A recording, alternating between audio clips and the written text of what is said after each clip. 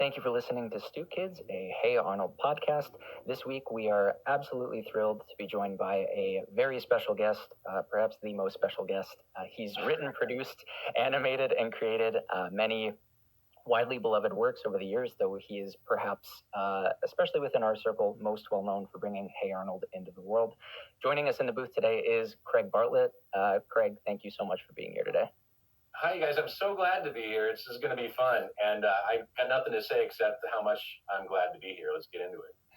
Awesome. Yeah, let's get into it. The place where I kind of wanted to start is, in fact, sort of at the beginning. As we talked about before this, we just finished up season 1 of Hey Arnold, our discussions of those episodes. So our mind is very much on the origins of the show, the origins of Me too. of Arnold as a character, and especially with the benefit of hindsight and able to kind of see that process of getting the show running from the perspective you have now, in the as an artist in the year 2021, thinking about that process.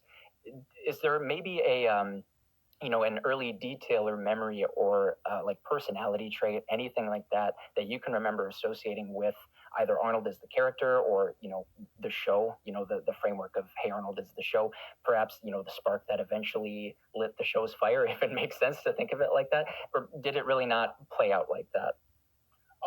Yeah, it's really true. I always thought that other people who started their own show probably did the same thing, where they just wanted to make a show where the main character is themselves.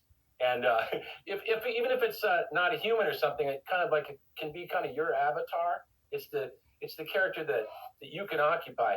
And so Arnold was just like, I thought, what was it like to be a child? And what did it feel like to be a child was specifically what I was going for. And I thought, well, stuck in church and there's a really boring hymn is going on. Or sermon is going on, and daydreaming, sitting at the window at school and just looking outside and Craig,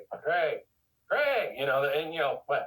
And I was really that kind of kid. I was a big daydreamer, and so yeah, it was. I made Arnold was my avatar, and it really helped to convince, because I think that's really what the job is of a show creator or a showrunner, is you got to convince everybody. You got to make everybody, this is worth doing. We're going to do this.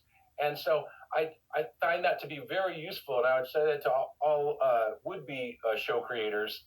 Have an avatar that's like you can identify with, because it really worked for me. I was talking about childhood to my executives at Nickelodeon, and the Nicktoons could have been about anything. I chose like how I want to make an emotional show about what it's like to be a kid, and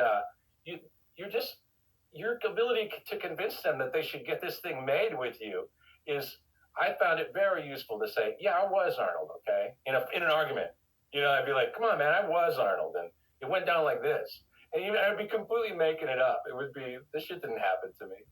There's maybe 1 or 2 Arnold stories that are specifically based on something that happened to me. The rest is just us, coming up with funny stuff. And it definitely, all the writers were encouraged to tell the favorite embarrassing thing that happened to them, and we try to make stories out of that stuff. Everybody all the people who worked on it got to tap into what it felt like to be a kid. That's awesome. That totally leads into my question, which is, I'm really fascinated. You've talked in the past on other podcasts and interviews about how collaborative the show running process is and how it's kind of everybody's baby.